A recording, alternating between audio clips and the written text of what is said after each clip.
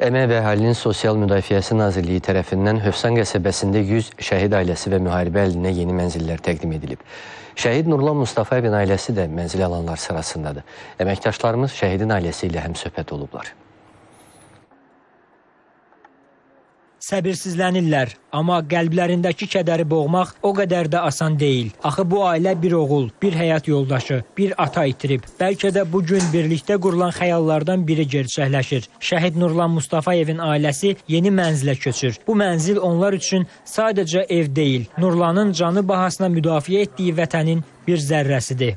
Bu evin verilməsində əli keçən binanı təməlindən bugünə qədər bu mənzildə, bu binada əziyyət çəkən hər kəsə təşəkkür edirəm.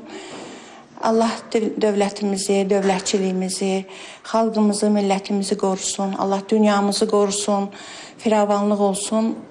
Biz də o firavanlıq içində yaşayaq. Bundan sonra yaşanacaq anlar nə qədər sevindirici olsa da, ailənin qəlbində həmişəlik bir kədər var. Rahlə ana deyir, bu ev sevincli olsa da, oğlunun yoxluğu gerçəkdir və dəyişməzdir. Çox təzadlı hisslər keçirirəm. Həm gərginəm, qüssəliyəm ki, təki belə bir mənzilə oğlumla birlikdə gələrdik. Həm də qürurluyam ki, bir qəhrəmanın qəhrəmanlığı ilə bağlı dövlət tərəfindən belə bir mənzil verildi bizə. Arzu edirəm ki, bu evdə huzur tapaq, firavan yaşayaq. Bugün mənzil alan bütün şəhid ailələrini, bütün qazilərimizi təbrik edirəm. Arzu edirəm ki, evlərində xeyir işlər keçirsinlər.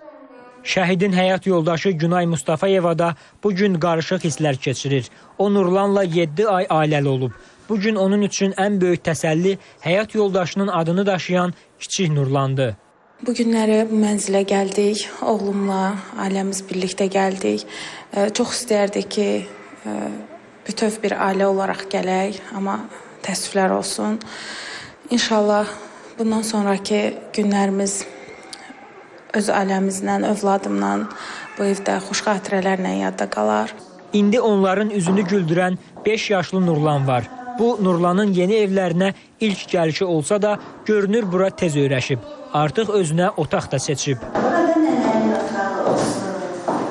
Bugün Mustafayevlər ailəsi ilə yanaşı daha 100 şəhid ailəsi və müharibə ilə əlaqədar əlilliyi olan şəxslərə mənzil verilib. Mənzillər Bakının Hövsan qəsəbəsindəki yeni yaşayış kompleksində yerləşir. Qeyd edək ki, postmüharibə dövründə həmin kateqoriyadan olan vətəndaşlara 6900, ümumilikdə ötən dövrdə 16000-ədək mənzil və fərdi ev təqdim olunub. Qasım Xuluflu, Qadir Əliyev, İTV Xəbər.